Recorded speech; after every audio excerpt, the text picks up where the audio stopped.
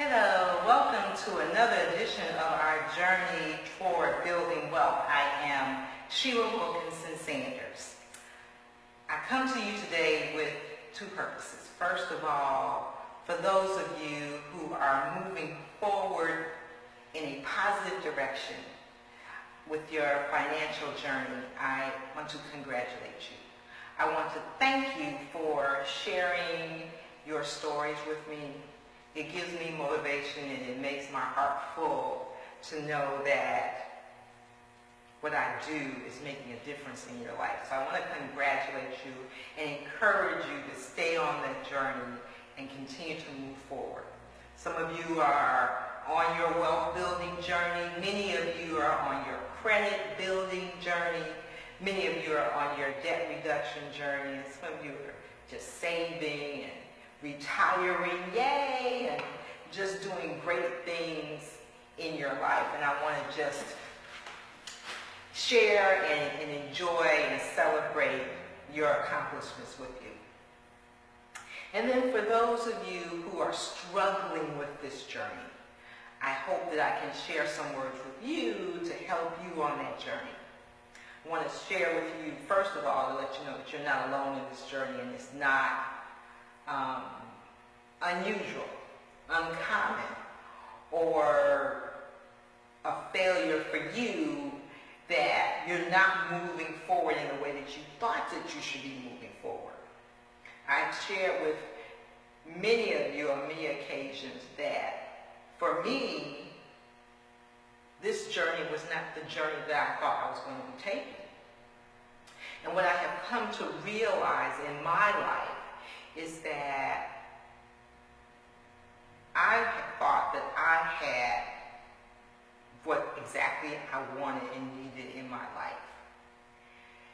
But it wasn't what God wanted for me.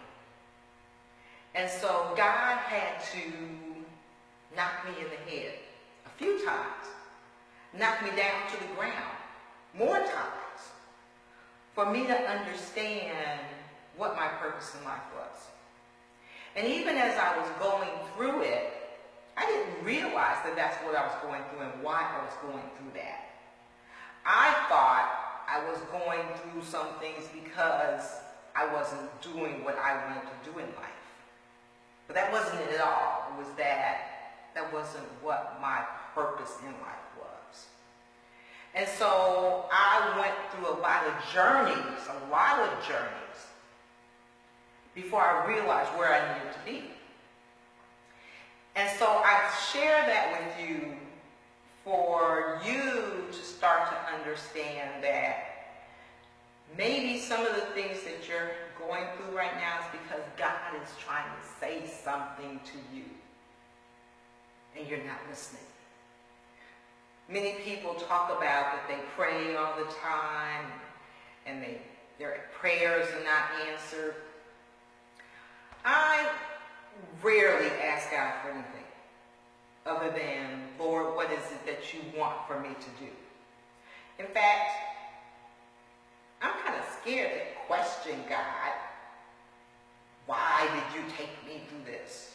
But I will say, Lord, what are you trying to tell me? And what I have learned on my spiritual journey, and I talked to you about, my different phases of life, but on my spiritual journey, what I have learned is that I need to conversate with God as opposed to praying to God. In other words, many people talk to God all the time. Lord, let me pray to you. Let me ask you for this. Lord, forgive me for such and such. Lord. But what's more important, I believe, is what is God saying to you? And so, they talk about prayer closets and they talk about that quiet spot. For me, it's having that quiet spot and just listening to what it is that God is saying to me. And my belief is that usually, most times when you're in a valley, it's because God is trying to give you a message. Those are the times when you learn the most about life, is when you're in those valleys. Because that's when you realize the things that you should do differently, that change in your life, or you learn about things that are learning experiences and growing experiences. So we always want to revel in the highs and the great things that happen in our life. But we need to focus on those lows, because those are the things that make us stronger as individuals and as people and as a culture. We're in a low time right now as a country and as a culture. And so these are times where we come together and become stronger as people. And if we don't, then we stay in those valleys until we learn and grow and change. So I want to leave 3 things with you, and I leave these 3 things with you every time we talk. But I don't get into much why those 3 things are. And it's being faithful, being focused, and being committed.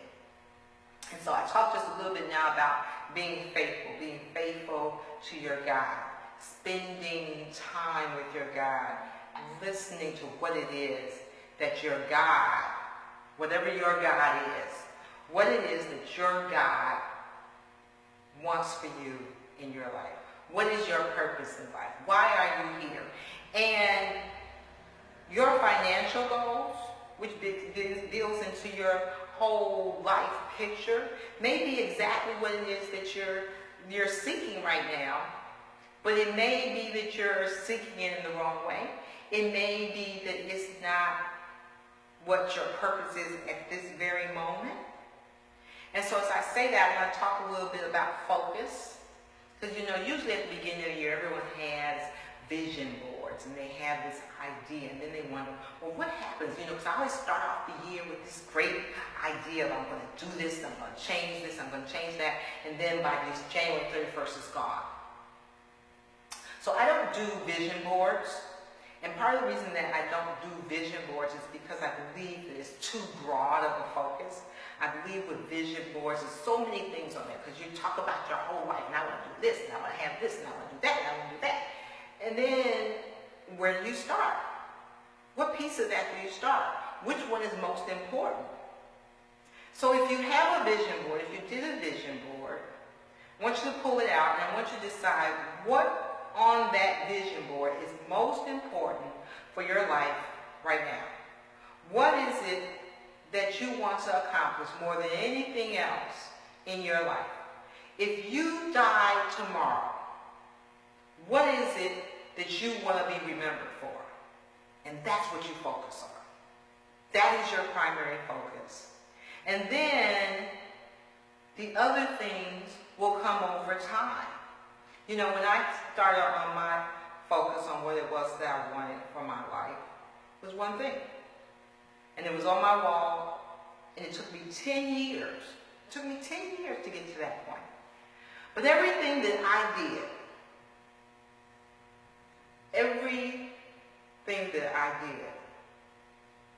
I looked at that thing and I said, is this going to help me to get to that point? If it's not, then maybe I don't want to do it. And it was a choice, and every day it was a choice. And there were times that I would say, you know what, this right here is more important to me than that. And so I'm going to do this today, and I'm going to come back to that tomorrow. And there were times that I may have gone a couple of weeks and I didn't come back to that. But eventually, because it was my focal point, it was on the walls in all of my rooms, I came back to it. And there were times during that 10-year period that I went through some lows, some very, very lows. But I always came back to my faithfulness and my focus.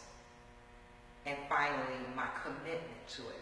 I was committed to that. I had to be committed to that, to continue to come back to it, even when other things happened, even when there were fun things that I was missing, or there were fun things that happened that I thought, this is pretty good. But it was not getting me to where I wanted to ultimately be. So I want for you to think about those 3 things. Remaining faithful, remaining focused, and remaining committed. Having a focused goal and staying faithful and committed to that focused goal. I hope this has been beneficial to you. I hope that you will stay faithful, focused, and committed to your financial goals as well as your whole life goals. I'm Sheila Wilkinson-Sanders, and I hope you have a wonderfully blessed and supreme day.